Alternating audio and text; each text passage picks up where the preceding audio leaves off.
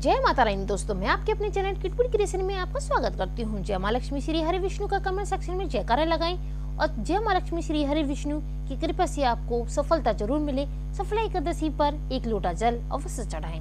सफला एकादशी का व्रत 9 जनवरी शनिवार के दिन किया जाना है, यानी कि कल सफला एकादशी का व्रत है, तो इसका पालन करें और व्रत का नियम और निष्ठा से इसका व्रत करें। तो आइए इसकी तिथि की बात करते हैं। तो 8 जनवरी 2021 रात्रि 9:40 से यानी शुक्रवार आज से एकादशी तिथि का आरंभ होगा और एकादशी की तिथि समाप्त होती है 9 जनवरी 2021 रात्रि 7:15 तक, यानी शनिवार के दिन। व्रत पारण तिथि का समय है 10 जनवरी 2021 सुबह 7:15 से सुबह 9:21 तक इसका शुभ मुहूर्त है। तो इस मुहूर्त में आप अपनी व्रत का पारण कर सकते हैं। तो इसलिए व्रत का पारण द्वादशी तिथि को किया जाता है, एकादशी की तिथि को नहीं किया जाता।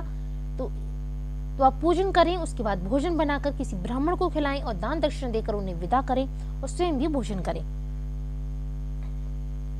व्रत के दिन आपको हल्दी, केसर आदि दान करना चाहिए और इसमें दान देने का भी बहुत बड़ा महत्व माना गया है।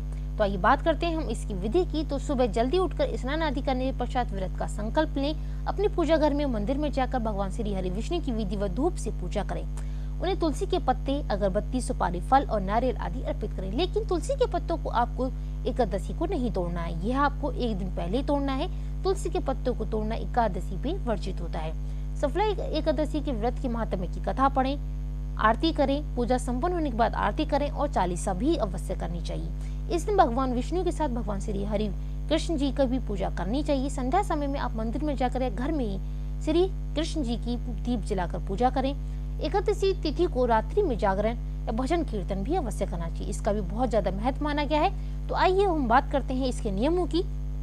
तो शास्त्रों में सभी 24 एकादशी में चावल खाने को वर्जित बताया गया है। इसलिए मान्यता है कि एकादशी के दिन चावल खाने से मनुष्य रेंगने वाले जीव की योनि में जन्म लेता है, इसलिए इस दिन भूलकर भी चावल का सेवन ना करें।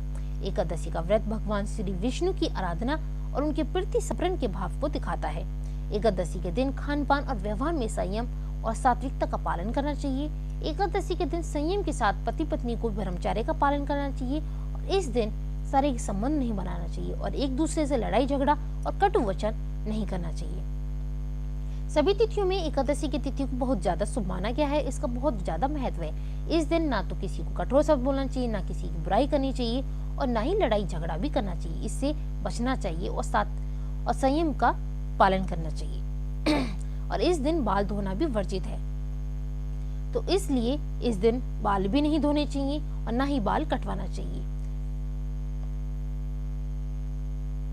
तो आइए अब हम बात करते हैं इसके महत्व की। तो इसका महत्व क्या है, इसके पीछे एकादशी व्रत करने का क्या मतलब है। तो एकादशी व्रत कृष्ण पक्ष की एकादशी को रखा जाता है, इसे सफला एकादशी कहते हैं और यह मोक्षदायिनी एकादशी भी है। इसे पोष एकादशी के नाम से भी जानते हैं। इस दिन भगवान विष्णु और उनके अनेक अवतार भगवान श्री कृष्ण का पूजन किया जाता है। एकादशी का व्रत सभी व्रतों में श्रेष्ठ माना गया है, तो इसलिए इस व्रत को अवश्य करें। सफला एकादशी का व्रत बहुत ज्यादा महत्व रखता है। इस दिन व्रत को पूरी निष्ठा और नियम के साथ करने से व्यक्ति को सौभाग्य और सफलता की प्राप्ति होती है। अगर कुछ लोग ये नियम संयम के साथ व्रत रखते हैं तो उन्हें सब कुछ प्राप्त होता है और जो लोग एकादशी का व्रत नहीं करते हैं वे स्नान करके पूजा करने के बाद आहार ग्रहण कर लेते हैं। तो पौराणिक मान्यताओं के अनुसार सफला एकादशी के दिन यदि आप व्रत नहीं करते हैं तो पूरी आस्था के साथ व्रत करते हैं तो एकादशी आपको पूर्ण फल प्राप्त देती है, आपको सब कुछ मिलता है। तो आइए हम बात करते हैं व्रत कथा की।